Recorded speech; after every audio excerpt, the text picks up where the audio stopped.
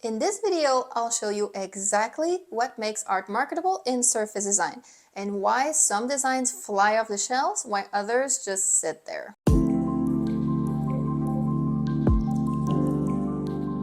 Hello everyone! Welcome to Art Business with Ness. I'm Ness and I'm a professional illustrator. If you've ever looked at your art and thought, but this is a great drawing, why isn't anyone interested in licensing this? You're not alone. Most artists think the same, but pretty art isn't necessarily what companies are looking for. A lot of artists think that if they just keep working on their skills and making prettier and prettier drawings, then success will follow. But there is no success without strategy. On the professional stage, pretty art isn't the end-all be-all anymore. It's just a basic requirement to be in the race. Companies don't buy art just because it's pretty. They buy it if they think it will help them sell their products. And there's a big difference there. They're not looking for just anything that looks cute. They are looking for very specific themes, colors, and art styles that they believe their customers will be attracted to and will make their products sell. When they're looking at your artwork, they're asking themselves, will this design make my mug or calendar or puzzle sell better than my competitors? Anytime that you are contacting an art director and sending them your portfolio link, they are not just looking for anything. They have a very specific mandate of the specific products that they need to create at this moment, and they have a wish list of the themes and kind of art styles that they are looking for right this second. You could be the most talented artist in the whole world, but if your designs aren't on that wish list at the moment that you reach out to them, then they're not going to license it. So what do you have to do so that your artwork is marketable in the eyes of these companies? There are three main factors of marketable art. First of all, it has to be really well suited for the product it's going to be on. That could mean the scale, the composition, the readability, the colors. One mistake that I see artists make very often is that they create very complicated, complex patterns and designs.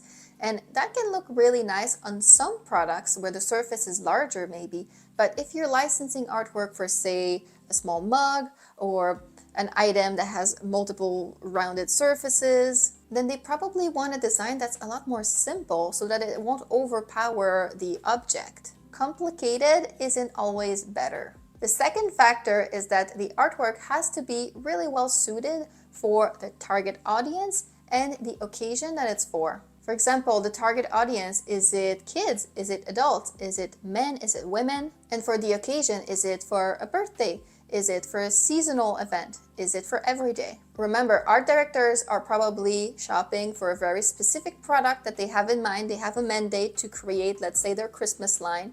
So they're going to need stuff that matches for that. And the third factor is that it has to have mass market appeal. So your design has to be something that won't just match one or two people's tastes, but it's going to match a lot of people's tastes. And there's an art to making work that has mass market appeal. It is quite difficult. And mass market appeal sometimes gets a bad rep with us artists.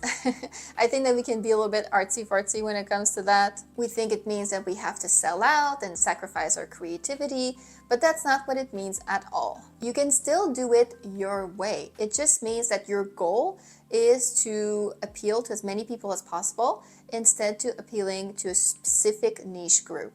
And on a side note, mass market appeal is a factor that is the biggest difference between making artwork for your own brand or maybe for a print-on-demand shop like a Spoonflower and making artwork to license with companies. On a site like Spoonflower, you can have a lot of success with niche topics. People typically shop on a place like Spoonflower because they've already looked at other shops, maybe their local fabric shop, and they can't find exactly what they need. So they head on to Spoonflower and they type in specifically, like say, squirrels, and then it will show up. When they purchase something, it will be printed just for their order. They don't have to have a large quantity at hand. But with companies, it's the opposite. If they license a design, it's because they are going to be manufacturing it in large quantities, and they are looking for designs that are going to have mass market appeal that they can sell in large quantities. So squirrel designs, probably not going to be a big thing, when licensing with companies. So maybe now you're thinking, I think I get it, but what do I draw, Ness? Every design that you could draw falls into one of these three categories that I'm going to introduce. And two of those categories are a very good choice to focus on, but the other, not so much. So let's get into that. The first category is classic. These are themes that are timeless, reliable, always in demand. For example, it's themes like florals or Christmas. Flowers have always been popular for thousands of years, and they'll always be popular. Flowers will never go out of style. For companies, this is a very, very sure bet. There's a lot of data that tells them that if they sell flowers, it's going to go well. Because of that, companies license classic themes so much of the time. It's, from my own experience, about 60 to 70% of everything that I sell. But of course, classic designs aren't all that there is. The second category is trendy. Trendy themes are something that are currently or recently popular. Trends can be really fast moving. They kind of happen all of a sudden. It can be linked to social media or pop culture. For example, when the Barbie movie came out, suddenly we had a lot of demand for pink colors everywhere. When one of these trends starts developing, companies are very quickly looking for a lot of artwork that fits that trend, but because it's so new, they sometimes have trouble finding enough designs or exactly what they're looking for, because it's not something that had been created a lot in the past. It's something that is just happening now. Because of this, trendy topics can be less competitive, and if you hop on a trend pretty early on, there's a very good chance that this design is going to move really fast. To give you an example, currently as I'm making this video, the Dolce Vita theme is very, very popular. So it's like food with a Mediterranean twist. We're seeing a lot of designs with lemons, we're seeing a lot of tomatoes or even cans of sardines, things like that. This is just one of the many trends that are popular right now, and making a few designs that are trendy is always a good bet because from my own experience, companies buy this around 25 to 30% of the time.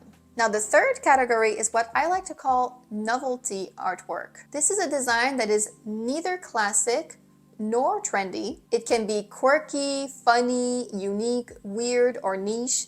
And most of the time, these are the artist's own favorite. It's their very own, I wish I could see this in stores and I don't. I love this. But it is very niche. Just because you love this does not mean that it's going to have mass market appeal, which, as we've said, is one of the things that companies are really looking for when picking designs. Some examples would be punny designs, ultra-specific hobbies, or ironic themes. There's this example that I talk about all of the time. When I first started in surface design, I created this tiger collection that had this pattern that was made out of different tiger heads. And I worked so hard on this. This tiger head is hand painted in gouache. I thought it was the prettiest shit that I've ever made in a while. I was so proud with it. But this is very niche. It's not a trendy topic, nor is it a classic topic. And this collection, unfortunately, never sold, no matter how much I personally like it. It's not to say that novelty designs never sell, but they sell pretty rarely. In my own experience, about 5 to 10% of the time. So it's not something that you should spend a lot of your time on. But here's where the disconnect is happening.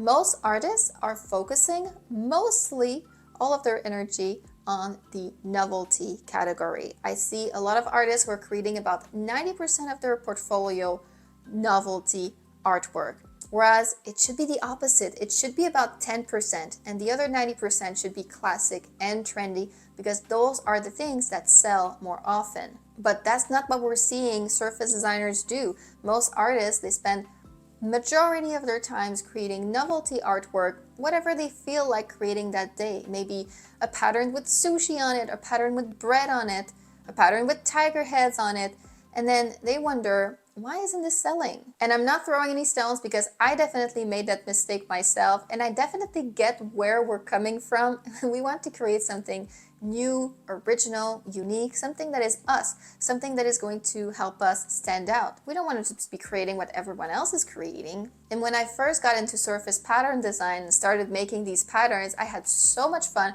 I went a little bit crazy. I was inspired by everything, right? I went to a store and saw a bunch of dresses and I thought, I could make a pattern that has different dresses on it. I saw a crow in the street and I thought, I could make a pattern with different crows on it. Anything I could think of was inspiration and I had so much fun. But these patterns, they didn't sell because no one's looking for that. What did sell though? My very first licensing contract, last video I told you I got it about 2 weeks after I started pitching. I really lucked out with the theme. I just happened to have this pattern that was Christmas design. It was poinsettia flowers on a dark green background. And this was very, very on point. It's a Christmas classic, traditional Christmas design. And that is very much in demand. It was kind of a fluke for me. I created that design, it sold immediately, but then everything else that I created for several months didn't sell. So what I'm recommending is to focus most of your energy on classic themes and trendy themes.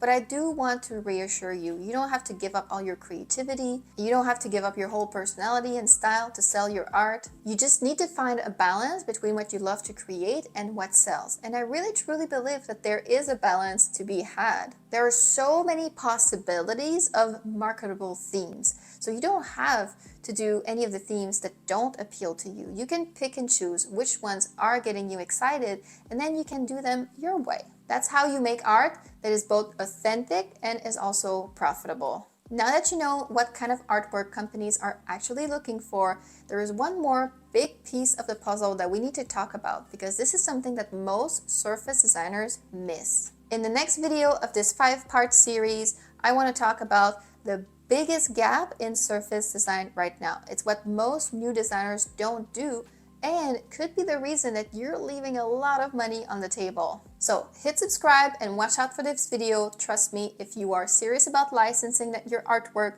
you won't want to miss it. But that's it for me today. I really hope that you enjoyed this video, and I will see you in the next one.